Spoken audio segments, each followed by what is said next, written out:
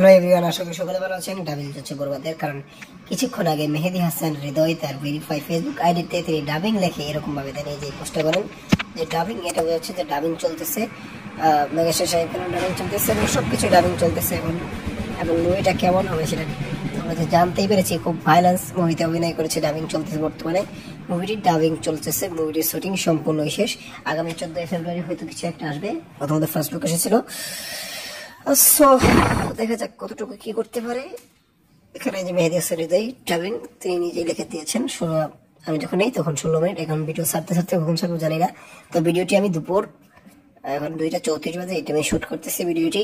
কিন্তু এটা এই মুভিটিতে অভিনয় করেছেন মেগাস্টার শাহরুখ খান, যিশু সেনগুপ্ত, ইদিকা পল, মিশা সওদাগর, আর এছাড়াও অনেকেই, মানব সচদেব, শহীদুজ্জামান সেলিম, আরো অনেকেই যাদের নাম এখনো আমরা জানি না।